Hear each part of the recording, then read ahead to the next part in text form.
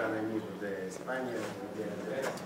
Él es catedrático del Departamento de Física Aplicada y Electromagnetismo de la Universidad de Valencia. Él formó en su tiempo el grupo de fibras ópticas en esta universidad y ahora es líder de este grupo. Allá creo que en este grupo hay unos 5 profesores, 4 profesores más alumnos, posgrados, etc. Ahora tengo una transparencia donde os pongo las fotos, para que nos veáis. Ok, pues hay mucha gente.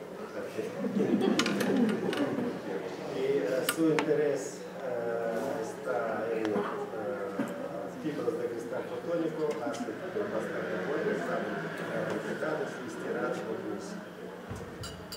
para aplicaciones de sensores. También en fenómenos acústico-ópticos, pero en fibra, como moduladores acústico-ópticos, pero ya dentro de fibra óptica. Sensores, fuentes, nuevos tipos de fuentes de OAS basados en fibra óptica, microcavidades ópticos, microwave photonics, fotónica de microondas y teoría de 10 dólares. Al momento tiene más de 225 artículos publicados del año pasado, más de 4.000 citas, H-Factor más de 3.3, no sé cómo está ahora. Y en su tiempo, durante 10 años, él era miembro del Comité de Evaluadores Externos del CIO. El problema es que él puede ser el miembro del comité nada más durante 10 años. Entonces, por esto ya no. Y también él es miembro de la Academia Real de Ciencias de Zaragoza. Yo no sé por qué Zaragoza, nunca lo ha preguntado. Aragón tiene una academia de ciencias que al final es un nombramiento puramente honorífico. No tenemos una función como academia propiamente y te dan ese nombre. Entonces hoy vamos a escuchar sobre procesado de señales en fibra óptica. Entonces creo que va a hablar algo de teoría, de experimentos, resultados recientes y aplicaciones que Muchas gracias, señor. Prefiero utilizar el micrófono porque sin darme cuenta siempre acabo hablando muy bajito. Bueno, fijaros que en todo lo que ha mencionado Yuri no aparece este tema. Si bien es un tema en el que llevamos trabajando 10 años, hasta la fecha no habíamos llegado al punto de tener no solo teoría, sino realización experimental y aplicaciones. Y cuando iniciamos este tema lo iniciamos con motivo de una estancia postdoctoral de Cristian Cuadrado. Él me propuso trabajar en esta área. Yo le dije, sí, me gusta el área, le veo interesante, pero quiero que veamos la forma de terminar con aplicaciones prácticas. No me gusta plantear un tema de trabajo en el grupo nuestro que es puramente teórico, que está bien, pero en el grupo nuestro yo prefiero siempre tener la perspectiva de acabar con la realización experimental. En estos momentos, Luis Poveda ya terminó su doctorado en este verano, en julio, y es el trabajo de Luis Poveda, su tesis doctoral, es donde hemos hecho la parte experimental de propuestas que desde el punto de vista teórico veníamos haciendo con Cristian desde hacía ya bastantes años. Antonio Carrascosa es el que nos ha estado facilitando el láser con el que hemos hecho los experimentos, el láser de fibra óptica, y José Luis Antonio y yo somos profesores del grupo. Esta es la transparencia a la que me refería antes. Siempre me gusta preparar una transparencia donde presento al grupo y lo que estamos haciendo. En estos momentos estamos desarrollando estos proyectos que os he puesto aquí, estos 4 proyectos, El proyecto principal, el que digamos, me gusta más desde el punto de vista del desarrollo del grupo, es este de aquí. En este proyecto queremos desarrollar una fuente de luz de fibra óptica diseñada para técnicas de imagen de aplicación biomédica basadas en coger el transistor Raman escalera. Y para ese tipo de técnica lo que se necesita es una fuente de picosegundos, una potencia promedio de 10 vatios y dos longitudes de onda simultáneas, sincronizadas. Y tiene que ser, además, que esas dos longitudes de onda sean sintonizables en un rango de unos 200 nanómetros. Pues ese es el objetivo de este proyecto, intentar terminar con un prototipo de esas características. Estos dos proyectos, este es un proyecto europeo de colaboración internacional con laboratorios de China y de Brasil, y este proyecto es un proyecto más pequeño de la Universidad de Valencia, que lo lidera Martina Delgado. Estos dos proyectos están centrados en aplicaciones de biosensores. Es un área nueva para nosotros, en la que pues, llevamos años pensando en que las técnicas que desarrollamos en Valencia pueden ser utilizadas para aplicaciones de biosensores, y solo ahora con estos dos proyectos hemos empezado a trabajar en ese área. Solo hemos publicado un resultado y tal vez acabando el proyecto consigamos publicar otro. Quiero decir, nos está costando. Creo que, y algunos de vosotros sé que estáis trabajando en el área, y es un área que al principio a los físicos nos cuesta bastante entrar. Y este proyecto es un proyecto industrial. Es un proyecto industrial donde el objetivo es desarrollar fibra de cristal fotónico de tipo ANDI, con dispersión totalmente normal, y es un proyecto que estamos haciendo para esta empresa. Las técnicas que tenemos en Valencia que nos permiten fabricar fibras de cristal fotónico y dispositivos de fibra óptica especiales, pues son estas tres: fibras de cristal fotónico, microfibras, microcavidades y rejillas grabadas en fibra. Estas tres técnicas son las que utilizamos para el desarrollo de este proyecto. Y aquí os he puesto los miembros del grupo. Enrique, Antonio y José Luis, junto conmigo, somos los profesores, somos los 4 profesores del grupo. Ahora recién se ha incorporado Luis Escalante, que lo conoceréis, egresado de aquí, del SIO. Emmanuel está ahora en su segundo año de postdoc, él es egresado del ICO, de San Luis Potosí. Martina es una postdoc española. Manuel es ingeniero electrónico, lo tenemos contratado en el grupo porque en muchos de nuestros proyectos terminamos desarrollando un prototipo y necesitamos el apoyo de un electrónico. Abraham recién se ha incorporado ahora al doctorado, él es de San Luis Potosí. Akzam es de Jordania, está haciendo el doctorado. Xavi es de Valencia, Antonio es de Valencia y Luis es el estudiante que ha hecho el trabajo experimental que os voy a mostrar ahora. Muy bien. Tal vez los más jóvenes, cuando en el título de mi presentación, cuando leéis esta palabra de procesado señal fraccional, tal vez muchos de vosotros no imaginéis, no relacionéis esa palabra con qué tipo de procesador de señal me refiero. Sin embargo, aquellos de vosotros, que muchas veces por la edad hayáis estado trabajando en óptica espacial, en óptica de Fourier, pues ahí esas técnicas y esos operadores matemáticos se utilizan, se han venido utilizando durante muchos años y os resultará mucho más familiar. Pero lo que ahora vamos a hacer es este procesado de señal, hacerlo en fibra y en el dominio del tiempo. Luego, el objetivo es desarrollar operadores matemáticos utilizando tecnologías de fibra óptica que trabajen en el dominio del tiempo. Y eso básicamente pues, va a querer decir que a un pulso óptico pues, le podemos calcular su derivada, su integral, su transformada de Fourier, su transformada de Hilbert, que podamos hacer operaciones matemáticas sobre un pulso óptico. La idea genérica de este tipo de trabajo es que en el dominio óptico uno no tiene las limitaciones de velocidad y de ancho de banda que hay en la electrónica.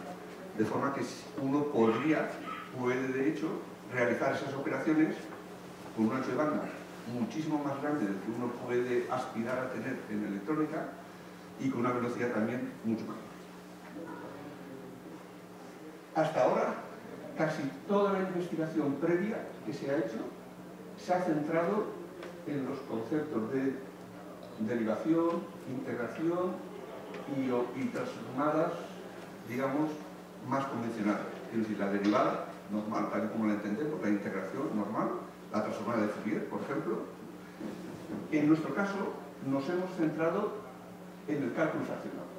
Lo que queremos hacer es desarrollar herramientas que nos permitan hacer la derivada fraccional, la integral fraccional, la transformada de Fourier fraccional y la transformada de Hilbert fraccional. Son los 4 temas en los que hemos trabajado.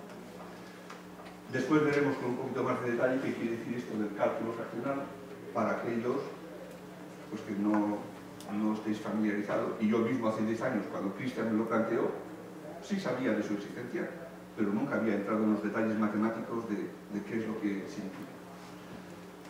Y como os decía, en nuestro grupo mi propuesta siempre era poder cubrir todo el proceso, desde los desarrollos teóricos, la verificación experimental y las aplicaciones prácticas.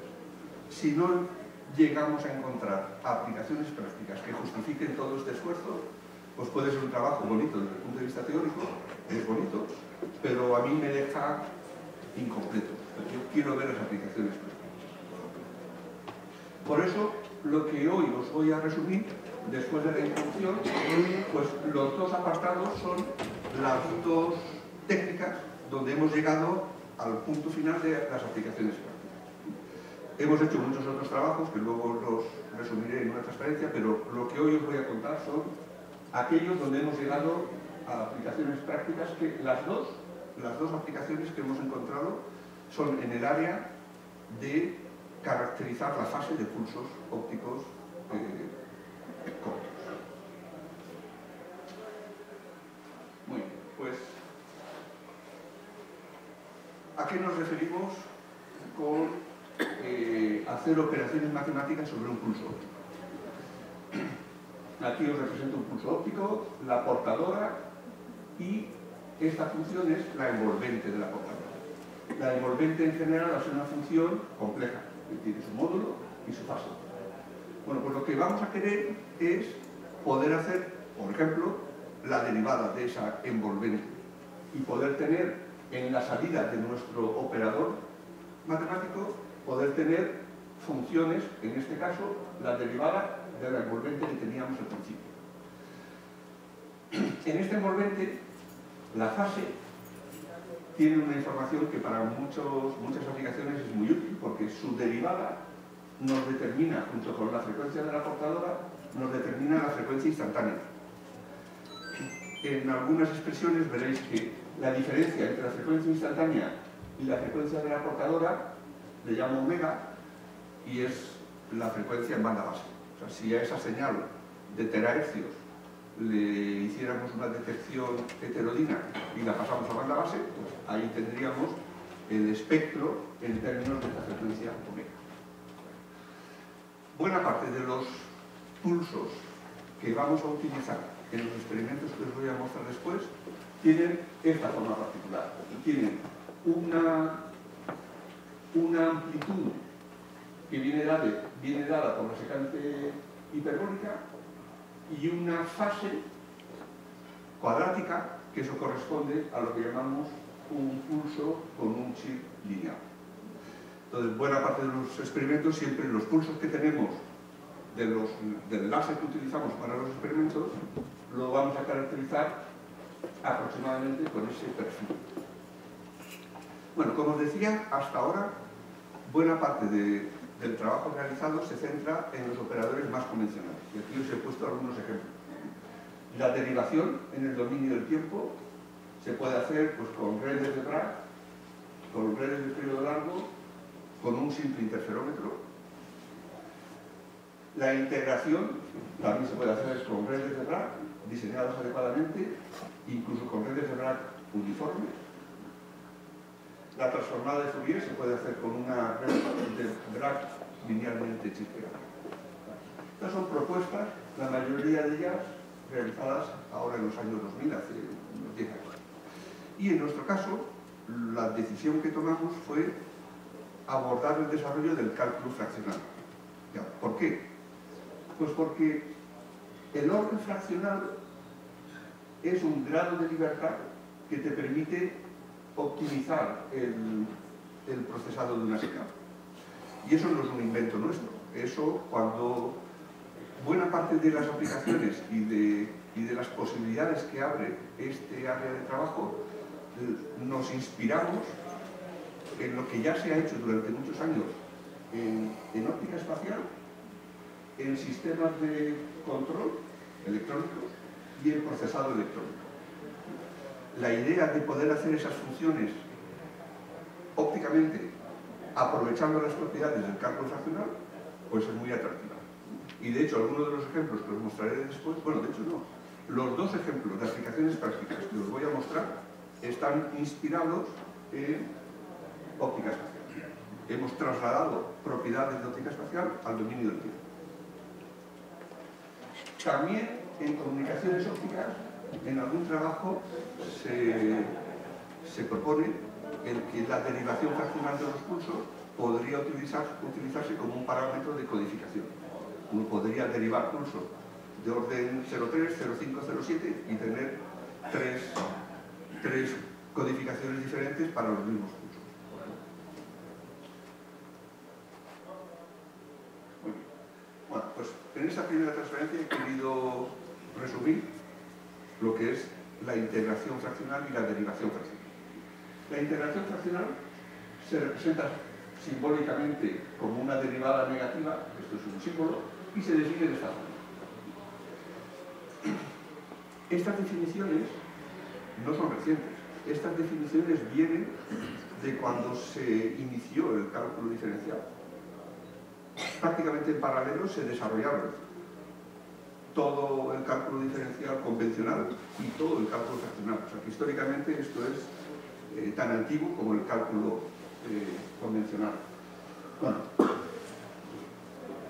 ¿cómo es esta integral? Esta es la función que queremos integrar y lo que estamos haciendo es pesar la función que queremos integrar con esta de aquí. Aquí os represento esta función dividida por la función gamma para distintos valores del orden fraccional, 0,99, 0,5, 0,01. Bueno, si el orden es 1, esto es la unidad y es la integral convencional. Si el orden es 0, para órdenes muy pequeños, esto tiende a la función delta y grado. Y en ese caso, el resultado de esta integral por la delta y es la propia función. O sea que orden 0 no hacemos nada, orden 1 es la integral convencional y los valores intermedios son integrales que están pesadas con esta función, que se caracteriza porque tiene un peso, el peso dominante está en el instante presente. Luego es una integral cuyo valor depende fundamentalmente del instante presente y del entorno más próximo. Y los puntos más alejados contribuyen un poco. Bueno, pues esta es la integral fraccional. Y la derivación fraccional se define apoyándonos en la integral. La derivación de orden n es una derivación entera de orden p que actúa sobre una integración fraccional de orden n. De forma que si queremos hacer la derivación de orden 0,7, pues hacemos la derivación de orden 1 y le restamos 0,3. Y eso nos da la derivación 0,7. Como esta integral depende no de un entorno infinitamente pequeño alrededor del punto, sino depende de la historia de la función, esto hace que la derivación fraccional no es local. También depende de la historia de la función, de los puntos anteriores alejados del punto. Por eso, en sistemas de control, donde uno muchas veces acaba combinando una señal proporcional a la integral, una señal proporcional a la derivada, pues esas integrales fraccionales que tienen memoria pueden con una sola función proporcionar las señales de control adecuadas. Por eso su interés para sistemas de control. Bueno, en esta gráfica os voy a mostrar con una pequeña animación cómo cambia la derivada fraccional en función del orden. Si el orden vale 0, es la propia función, que es la recta, y según aumentamos el orden,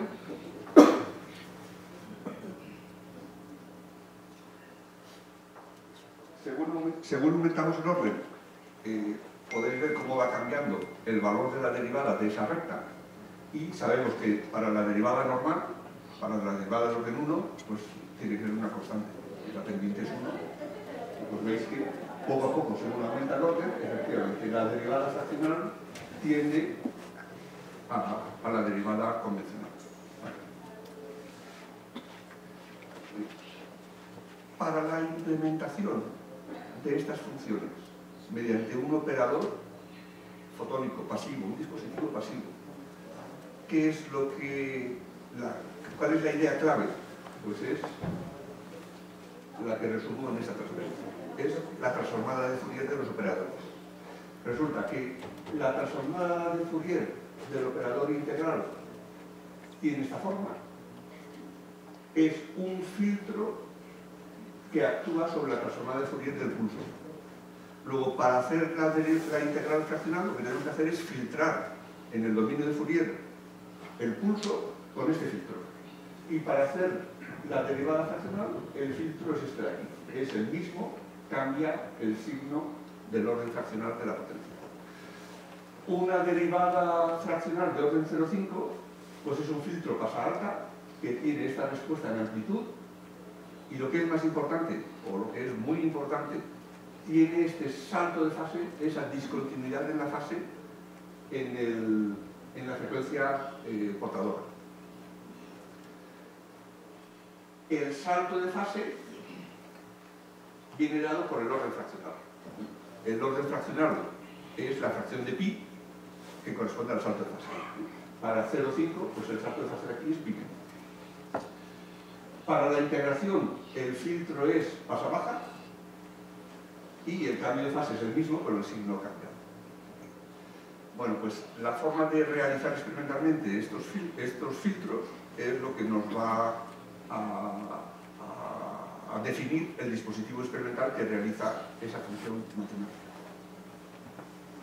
Bueno, la otra transformación que hoy os voy a presentar en los resultados experimentales es la transformada fraccional de Fourier. Esta sería la definición. Fijaos que en esta transformada fraccional de Fourier hay dos parámetros. N es el orden fraccional y epsilon es un parámetro de escala. Es una transformada que está definida por estos dos parámetros. Si n tiende a 0, todo esto se reduce a la propia fracción. Si n tiende a 1, pues todo esto se simplifica y es la transformada normal. Y si hacemos la transformada fraccional de otra transformada fraccional, los índices se suman. De forma que la transformada fraccional de una actuando sobre otra, pues es la suma.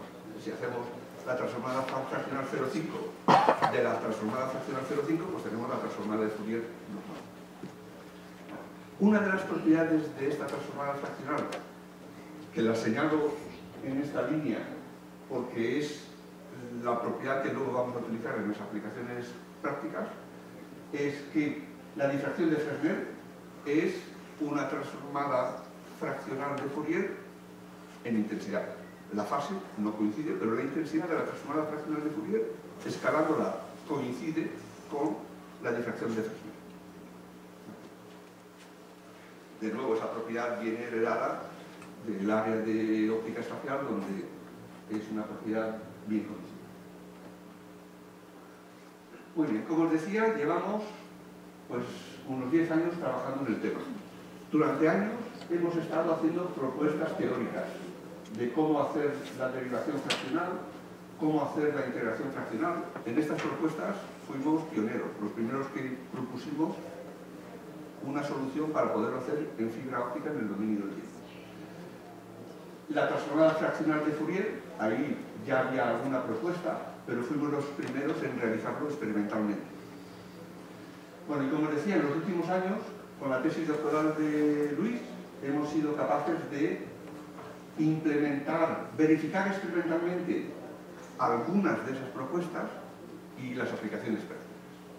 Y si tenéis curiosidad por conocer con más detalle qué es lo que hemos estado haciendo, pues en Progress in Optics 2018 tenemos este capítulo, que ahora ya se puede acceder al preprint, y ahí está todo el detalle, no solamente de lo que hemos hecho nosotros, sino de lo que otros investigadores han hecho en este área de cálculo fraccional en fibra y en óptica integrada en el dominio del tiempo.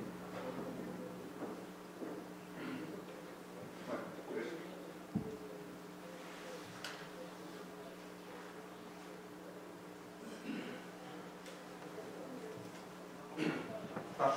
paso con el primer bloque del desarrollo experimental.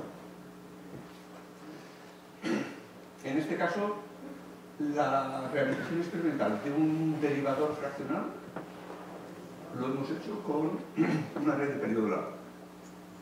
La propuesta que habíamos hecho antes con redes de Bragg, pues era una propuesta que intentaba ser realista, pero aún así era de difícil fabricación y de ancho de banda relativamente pequeño. Entonces, con las redes de periodo largo hemos visto la viabilidad práctica mucho más accesible, mucho más fácil. Bueno, pues la fabricación. Bueno, una red de periodo largo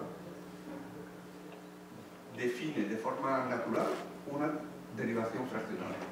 Lo que hicimos fue el análisis teórico y obtuvimos al final una expresión analítica muy sencilla que nos dice cuál es el orden fraccional en función de qué longitud tiene la red de periodo largo respecto a la longitud del acoplo 100%. Una red de periodo largo tiene una longitud para un coeficiente de acoplo fijo, tiene una longitud donde se acopla el 100% de la energía, pues una fracción de esa longitud, z, nos determina el orden fraccional. O sea que el diseño al final es muy sencillo. No tenemos más que grabar la longitud correspondiente a la fracción. Esta de aquí pues corresponde a este orden fraccional.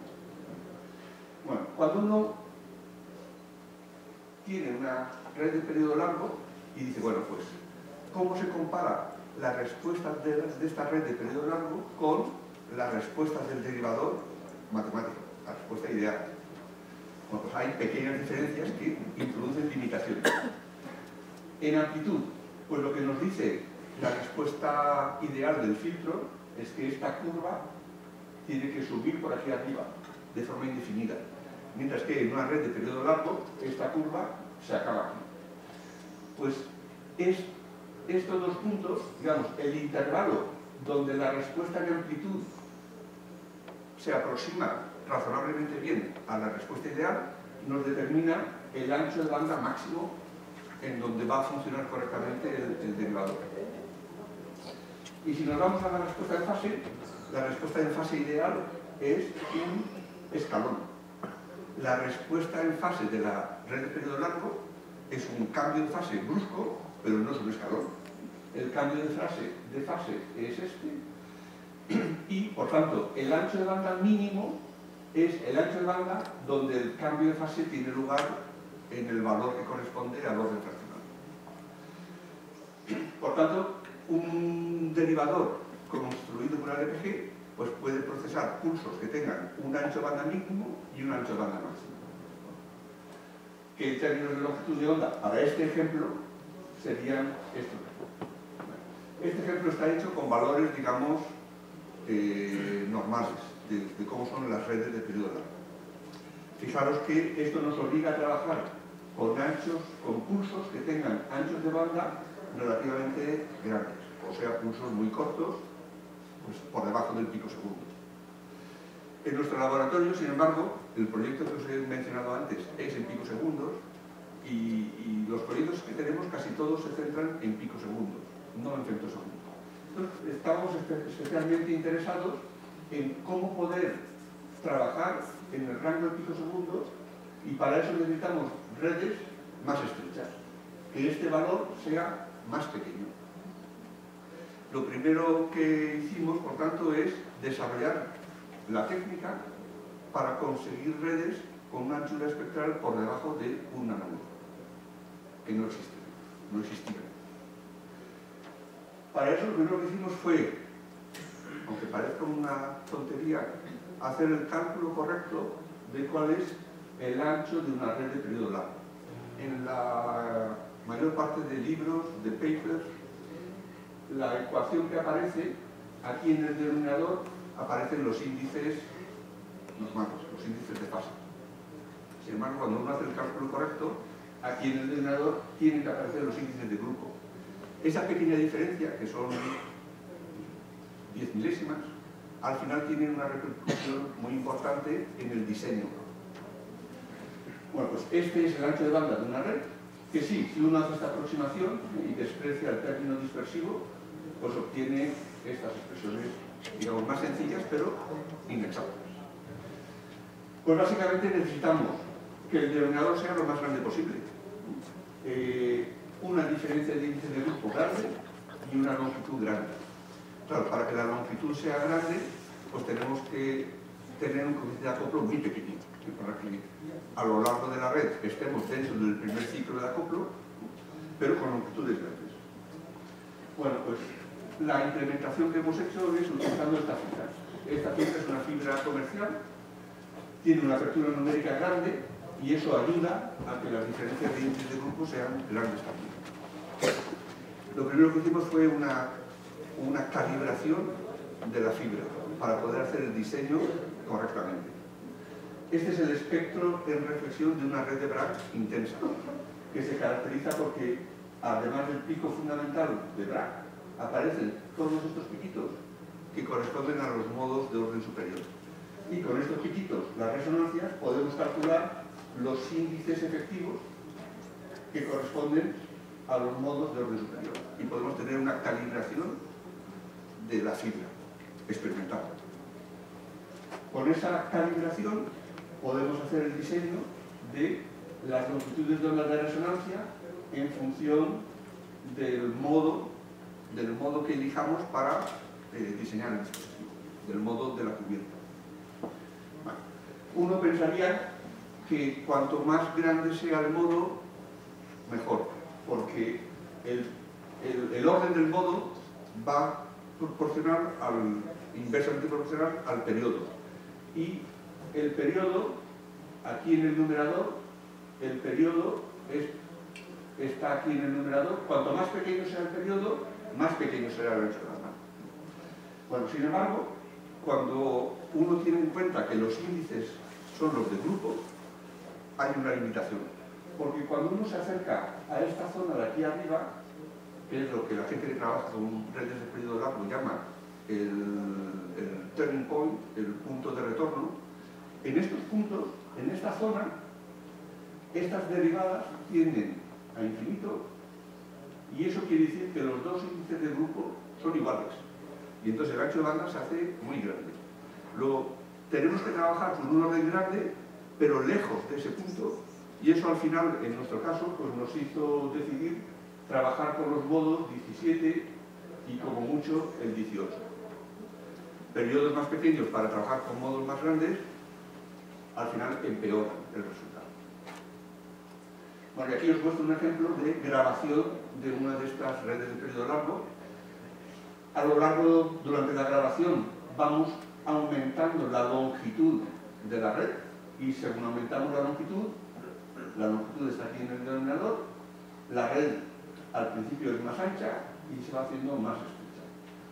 Fijaros que esto es un nanómetro.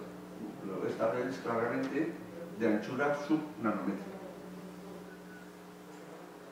Esta red, una vez terminada, pues este es el espectro de la red. Es inevitable en cualquier fibra óptica que haya un poco de eficiencia remanente y eso hace que la red tenga dos valores propios de polarización. Tiene dos respuestas para la polarización, digamos, rápida y lenta, que hemos llamado aquí, o vertical y horizontal. Bueno, pues con esta técnica ya puesta a punto, hemos sido capaces de realizar experimentalmente un derivador. Este es un derivador de orden 0,5. Esta LPG está ajustada al orden 5 de derivación. Estos son los pulsos que vamos a derivar. Este es el pulso que aproximadamente es una secante hiperbólica y la fase de ese pulso, medida con otras técnicas que ya luego iréis viendo, pero la fase es esta. O sea, que digamos, estos son los pulsos a la entrada de nuestro derivador. El derivador es un fase alta, y eso quiere decir que el espectro de este pulso es este de aquí, porque es un pulso que está muy chirpeado. Este es el espectro del pulso. Cuando lo filtramos, pues eliminamos la portadora y todas las frecuencias próximas a la portadora. El espectro filtrado es este de aquí, que tiene una escala bastante más pequeña que esta. Bueno, pues el pulso derivado, filtrado con la LPG, en el osciloscopio lo vemos de esta forma. Fijaros que esta es la medida experimental y esta línea es el cálculo teórico de la derivación ideal del pulso.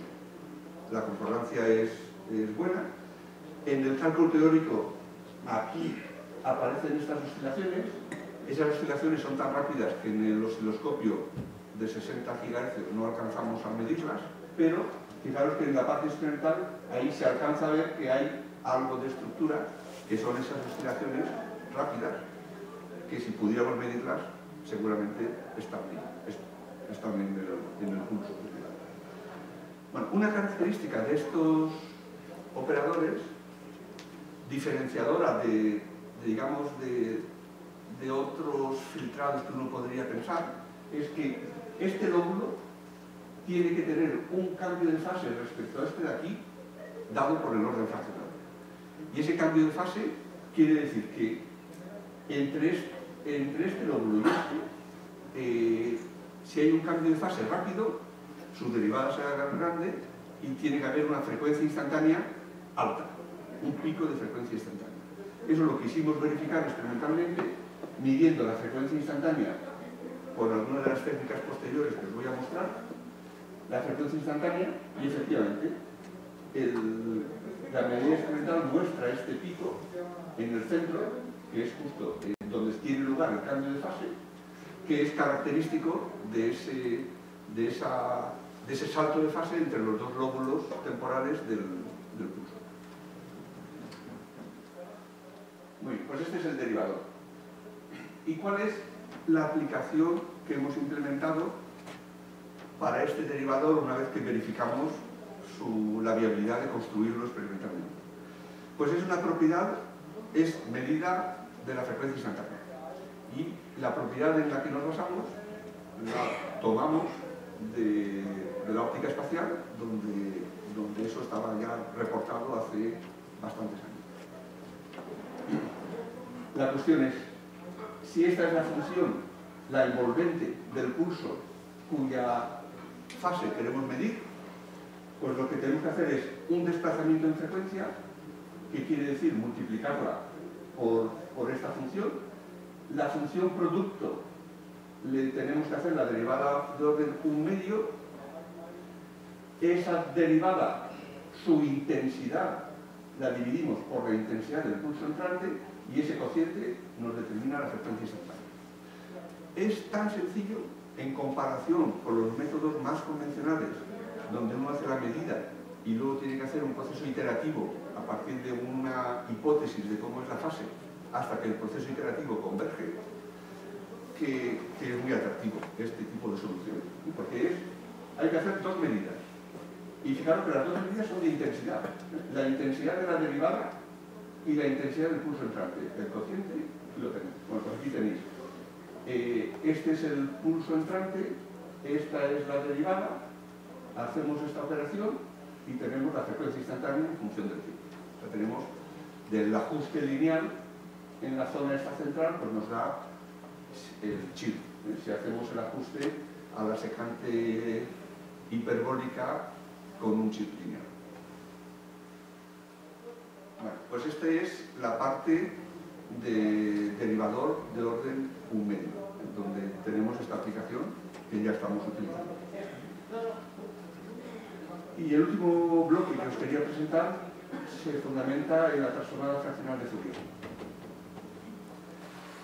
Si uno compara la propagación de un pulso en una fibra óptica de dispersión lineal, eso coincide con la transformada fraccional de Fourier. Para distancias grandes, ya estaba publicado, es como la transformada de Fourier, que es como la difracción de Fraunhofer. Bueno, pues para distancias intermedias, pequeñas, coincide con la intensidad de la transformada fraccional de Fourier. De forma que si esta es la propagación del pulso, en función de, esta es la respuesta de la propagación, la función de transferencia para una fibra lineal, por este factor de fase. Este factor de fase es la dispersión cromática por la longitud. Su respuesta de pulso es esta y la convolución nos da el pulso a la salida. Pues si esto lo comparamos con la transformada fraccional de Fourier, pues este parámetro queda definido por el orden fraccional y por el factor de escala epsilon, y además tenemos que hacer un escalado en el tiempo. Con este escalado temporal y este parámetro asociado al orden fraccional, pues tenemos la equivalencia entre propagación de un pulso y transformada fraccional de Fourier. Uno puede hacer los límites. Si tenemos una dispersión muy pequeña, esto vale 0 y esto es 1 y no hay transformación ninguna. Si tenemos una dispersión muy grande, si esto es muy grande, esto es muy pequeño, los términos cuadráticos de aquí se pueden despreciar respecto al término lineal 12 por c' y tenemos la transformada de Fourier convencional, que sería el equivalente a difracción de Fraunhofer. Muy bien, pues lo primero que hicimos fue verificar experimentalmente que efectivamente los pulsos propagados con una longitud pequeña estaban descritos por la intensidad de la transformada fraccional de Fourier. Este parámetro, como os decía, es el término dispersivo, la derivada segunda de beta respecto a omega, lo llamamos beta 2, por la longitud. Beta 2 viene dado por la dispersión T mayúscula de la fibra. El experimento lo hicimos con pulsos experimentales que tienen esta forma, con T012 y una C de -11. La fibra que utilizamos tenía esta dispersión cromática y lo que hicimos fue propagarlo para longitud 0, 100, 200, 300 metros. Y para esas longitudes, medida experimental y cálculo de la transformada fraccional de Fourier. En la teoría son los puntitos, la línea continua es el experimento. Hay una concordancia pues, razonable con algún pequeño error, pero en esencia hay una buena concordancia. Bueno, pues una vez verificado que podemos efectivamente obtener la transformada fraccional de Fourier por este procedimiento, la aplicación práctica en la que hemos implementado es la siguiente. Si esta es la transformada fraccional de un pulso, esta propiedad la hemos tomado también de óptica espacial. Y esta propiedad es lo que en muchos libros se llama la versión temporal de la ecuación de transporte de intensidad, que básicamente nos dice que la fase del pulso, salvo una constante, viene dada por la derivada de la transformada fraccional respecto al orden fraccional. Alfa no es el orden fraccional, es un parámetro determinado por el orden fraccional, el parámetro fraccional, le podemos llamar. Esta derivada, hacemos la convolución con la función de Heaviside, la dividimos por la intensidad inicial del pulso y eso nos da al integrarlo la fase. Si estamos interesados en la frecuencia instantánea, que suele ser muchas veces el dato que queremos, hacemos la derivada y nos evitamos esta integral. Simplemente este corchete nos da la frecuencia instantánea. teniendo en cuenta la forma de la función Heaviside, pues esta integral al final es hacer esta medida experimental, y esta integral nos da la frecuencia instantánea. De nuevo, es un cálculo que no es iterativo. Nos evitamos la hipótesis sobre la fase y hacer el proceso iterativo. Aquí no hacemos ninguna hipótesis sobre cómo va a ser la fase. Hacemos el cálculo y sale lo que tiene que salir. Bueno, pues esas son las dos medidas experimentales que hay que hacer. ¿Cómo hacemos esta medida?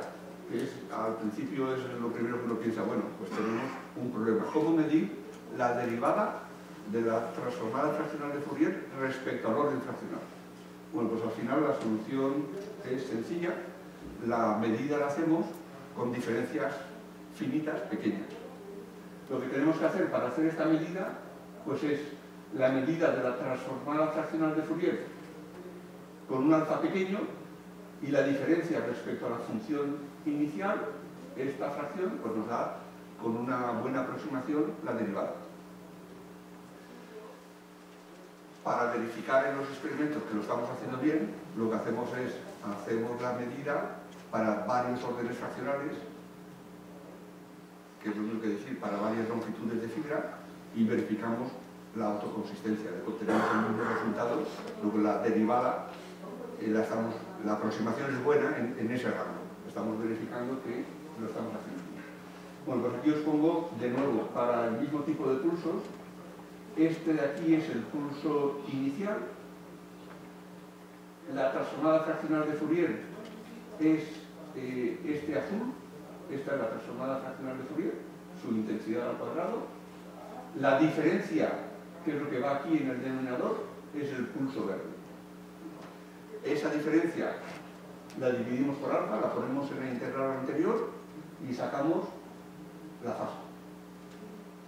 Aquí os pongo la comparación del resultado que tenemos con nuestra técnica respecto a otros métodos, digamos, convencionales. En particular, este es el más usado. El algoritmo de Sherrington-Jackson, el algoritmo iterativo, es el más conocido, que seguro que bastantes de vosotros lo conocéis. Fijaros que estos algoritmos iterativos, este en particular, y en este trabajo hay un análisis un poco más detallado de las fuentes de error, es mucho más ruidoso, es mucho menos robusto al error experimental. El método nuestro, por el contrario, es particularmente robusto. Fijaros que en cuanto nos alejamos del centro, que es donde tenemos la intensidad más alta y por tanto una relación señal-ruido mejor, el algoritmo este iterativo enseguida empieza a dar aquí puro ruido. La zona central está bien, pero la zona de baja intensidad, el resultado está dominado por el ruido. Bueno, y finalmente, bueno, sí, no me acordaba de esa transparencia. Fijaros que estos métodos requieren de estas medidas. Estas medidas, en el dominio del tiempo, no se pueden hacer con un autocorrelador, porque la salida de un autocorrelador no es la intensidad, es una función muy indirecta. Hay que medirlo con un osciloscopio. Si uno quiere trabajar con pulsos más cortos, por debajo del picosegundo, bueno, por debajo de 5 picosegundos, seguramente ya no encontramos osciloscopio. La técnica que se puede hacer, que se puede emplear, es una técnica también ya propuesta en otros trabajos, es hacer un pre-stretching. O sea que si queremos caracterizar pulsos que están por debajo del picosegundo, lo que podemos hacer es, con una fibra que esté bien caracterizada, con dispersión cromática, podemos ensanchar el pulso, y este pulso ensanchado es el que vamos a medir. A este pulso ensanchado le hacemos la transformada fraccional de Fourier y medimos su fase, amplitud y fase. Y si esta fibra la tenemos bien caracterizada, podemos calcular cómo es el pulso a la salida del láser, el pulso cortito. Y eso es lo que hicimos en este trabajo. Estas son las medidas, de nuevo, del pulso y de la transformada fraccional de Fourier. La diferencia es esta. La fase que recuperamos con esta señal es esta de aquí. De nuevo la comparamos con otros métodos más convencionales y a partir de esta fase calculamos el pulso a la entrada. El pulso a la entrada es este, que está por debajo del picosegundo, y la fase es esta. La del método nuestro son los puntitos negros. Es una fase plana, prácticamente lineal y muy plana, porque el pulsito era un solitón que debe de tener chip cero. O sea que la medida experimental es razonablemente buena. Bueno, y ya para terminar, esta transparencia que es la aplicación del método para medir la fase instantánea de unos pulsos que por ser especialmente largos en el tiempo es imposible su medida con las técnicas convencionales Frog o Spider. Y en ese sentido, pues en nuestro trabajo, y si alguno de vosotros estabais el año pasado, en mayo, esto lo presenté aquí en mayo también, porque es un resultado que ya teníamos entonces. Los pulsos de este tipo, del Dissipative Solitone Resonance, que aquí tengo un pequeño vídeo, son pulsos que los emiten láseres Moog bajo determinadas condiciones de ganancia, de dispersión y de atenuación en la cavidad. Esa combinación hace que el pulso sea un pulso cuadrado cuya anchura temporal uno la puede ajustar con el bombeo. Normalmente en un láser normal uno aumenta el bombeo y el pulso crece hacia arriba, hasta que llegas a los efectos no lineales y se te desbarata. Bueno, en estos pulsos uno aumenta el bombeo y aumenta su duración temporal. Y es un sistema, una vez que el láser está ajustando, es muy estable. Uno le sube el bombeo, lo baja. En un láser Moog normal, si uno le sube el bombeo sin pensarlo dos veces, lo más probable es que se desestabilice. En este láser uno le sube el bombeo, mantiene la estabilidad, aumenta su duración en proporción al bombeo. Bueno, pues como estos pulsos son típicamente de centenas de picosegundos, la medida de su frecuencia instantánea no se había podido realizar. Con la técnica nuestra de la transformada fraccional de Fourier, pues lo pudimos hacer. Y este es el resultado de la medida de la frecuencia instantánea para este pulso. Y aquí tenéis las medidas en función del bombeo para pulsos que tienen anchuras diferentes. Lo cual, pues lo pongo como ejemplo porque muestra pues, que con estas técnicas apoyadas en el cálculo fraccional podemos efectivamente realizar mediciones que de otra forma pues, no se han podido hacer hasta la fecha. Y con esto ya termino, con este resumen. Espero haber mostrado que con el cálculo fraccional, usando tecnologías de fibra óptica, es viable implementar estos operadores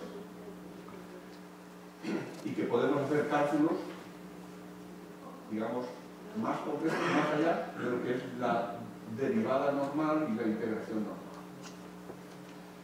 Lo que hemos hecho hasta ahora son dispositivos pasivos. Lo que os he mostrado cubre la derivación, la integración y la transformada de Fourier. También se puede hacer la transformada fraccional de Hilbert. Y finalmente, pues el interés que nosotros teníamos de llegar a las aplicaciones prácticas lo hemos podido cumplir, y de momento las aplicaciones prácticas que hemos encontrado están en el área de la medida de la fase de pulsos. Y con esto termino. Muchas gracias por vuestra atención.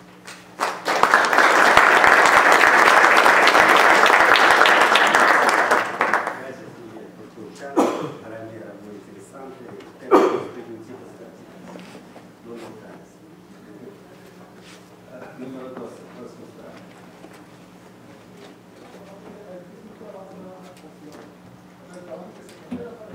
Sobre el evento que quiero hablar. Sí. No importa. Esta fibra SM1500 creo que tiene corta con Esta. longitud de corte. No, aquí está. Esta es la longitud. Ok. Esta es la longitud de la corte. Perfecto. Entonces, cuando dices sobre órdenes de los picos, y que hay que trabajar entre 14 y 18, los órdenes anteriores ya son multimodos. Entonces, ¿cómo tú puedes conocer que estas órdenes son exacto 14 si lo anterior es multimodo? Estos órdenes son de los modos de la cubierta. De cubierta. Claro, la fibra es monomodo. Entonces allá no pasa efectos de multimodal, de señal, lo que pasa por el núcleo. No, el núcleo es monomodo. Y la LPG acopla energía a los modos de orden superior de la cubierta. Ok, pero si luz tiene una longitud de onda menos que el corte, en este caso es multimodo. Sí, pero trabajamos en un rango donde entonces, el núcleo es monomodo. todavía Sí, el núcleo es monomodo y si acoplamos energía al plugin, que ese sí es multimodo. Muy multimodo. Sí, no, lo que me gusta de esta gráfica es cómo a partir de una medida experimental uno al final recupera una información los que picos son muy es muy buena. okay. Dime. En gráfico 23 o en diapositiva 23 también tengo pregunta.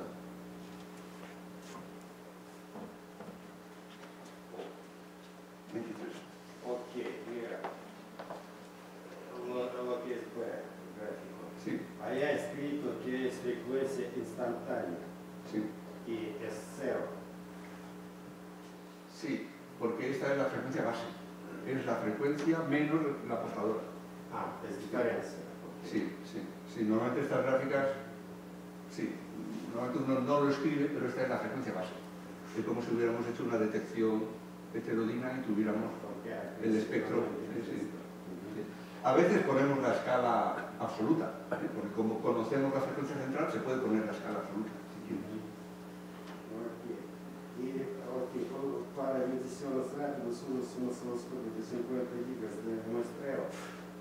No tienes planes de comprar real time. Si me prestas el dinero, sí. Si tengo dinero, compro y evento. Olimpia, ¿el osciloscopio que tienes de qué ancho de banda es? 16, real time. Real time. Ahí tienes 16 gigahercios real time.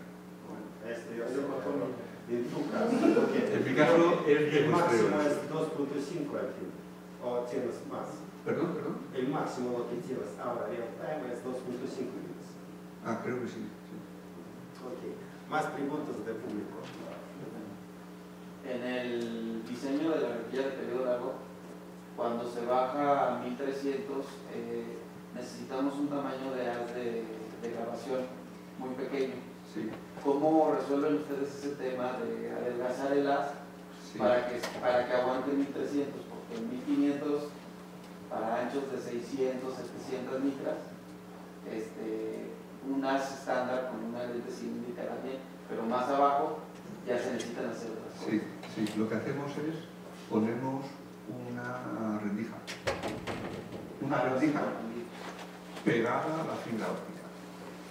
Y entonces la rendija, o bien, si ya sabemos el periodo, podemos gastar una rendija de anchura fija o una rendija de esas para los monocomadores. Puedes de ahí agarrar una rendija, pero una rendija que tú con el tornillo micrométrico puedes ajustar.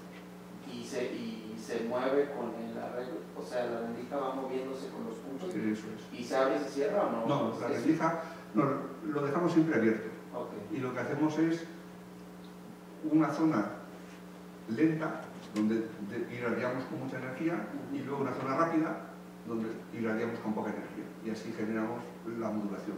De forma que la rendija está abierta siempre, y lo que cambiamos es la velocidad de desplazamiento. ¿Cómo qué tiempo de grabación meten en la zona lenta? Aproximadamente. No te lo sé. Bueno. Lo que sí te sé decir es que una red de periodo largo, como esta, que tiene más de 10 centímetros, pues cuesta una hora. Sí. La velocidad va a depender luego de qué potencia tienes. No, pero me refiero más bien al tiempo del punto de la grabación. ¿Cuánto tiempo lo están Sí, dejando? no te lo sé. No, Pero sí. bueno, si le escribes a José Luis Cruz, Ok, te lo dice. bueno. Porque él es el que graba la región.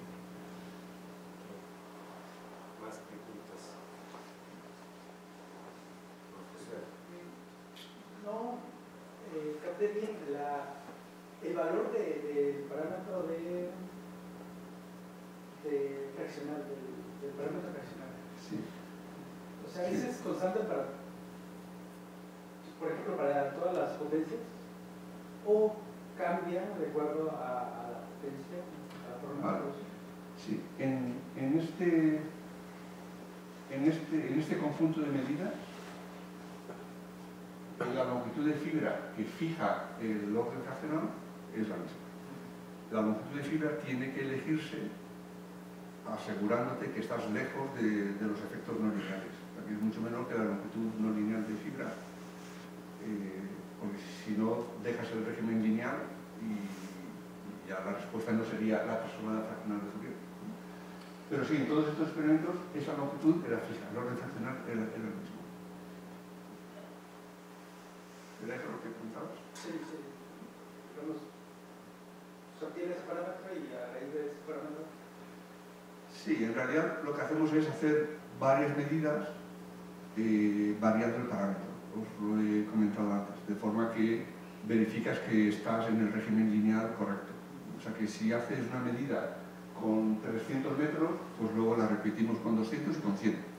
Claro, según la longitud es más pequeña, la diferencia entre la transformada fraccional de Fourier y la función inicial es más pequeña y el ruido es más grande. Por eso intentamos, cuanto más grande sea la longitud, mejor, pero si te pasas de longitud, esta aproximación deja de ser correcta. Y los efectos no lineales pueden empezar a... Ahí hay un compromiso. Gracias. Más preguntas. Please 22, the next one. 22. I misunderstood why do you need to manage the pulse in order then to make the measurements. I mean the first stage that you realize I'm using this fiber. So it looks a bit sophisticated. Why do you need this fiber in order to further measure with another fiber in order finally to jump again to the very beginning to finally obtain it looks very strange. No, es una técnica... But why is estándar. this strange? ¿Por qué? No, for your technique, why it is any? Porque estos pulsos son tan rápidos que no podemos medirlos con el osciloscopio. So it is the sense of real resolution of the pulses. Sí, el ancho de banda del osciloscopio. So you need to a bit worsen the pulses in order after that to measure, in order after that to return and to say anything after this kinds of filtering about the initial pulses. But you cannot, you ensure totally that all these proceedings will not contain some internal error, you know. Okay. Because it is sophisticated. Bueno, el único proceso en esta técnica donde uno podría introducir un error importante es cuando a partir de este pulso lo vamos a medir. Luego ahí el error es el de la medida. Y luego hay que hacer un cálculo. Bueno, ahí es donde uno puede hacerlo mal. Para eso es imprescindible que esta longitud de fibra esté bien calibrada. Si uno tiene la calibración de la dispersión, no solamente el término lineal, sino incluso uno puede medir el beta 3, más allá del beta 3 creo que no haría falta, pero beta 2, beta 3, si uno los tiene bien medidos, el cálculo de aquí para allá, no hay ningún problema. El problema es si no tienes esta fibra bien calibrada. Entonces sí. O sea, que es un requisito, tener la fibra esta bien calibrada. Y entonces este cálculo hacia atrás no tiene... ¿Calibración para la conocida es suyo o sigue de fuera? En este caso, el término, utilizamos la aproximación de dispersión lineal y la medimos. ¿Y con qué error? Pues al final todas las medidas tienen un error grande. Bajar de un 5% de error en la medida de la dispersión cromática es un reto. O sea que normalmente estás entre el 5 y el 7, el 8% de error. Gracias.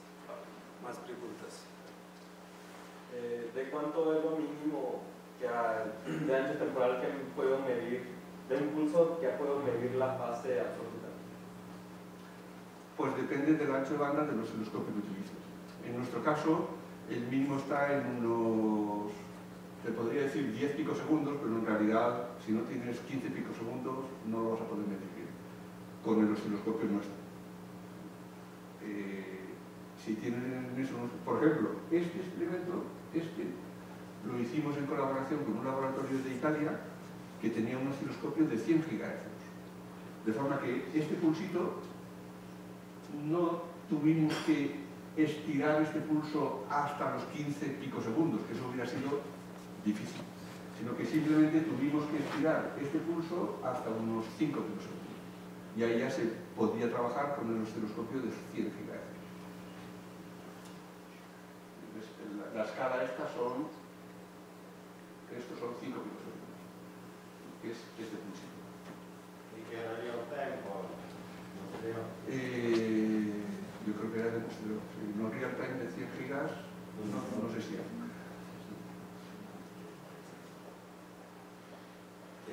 Si hay más preguntas, otra vez,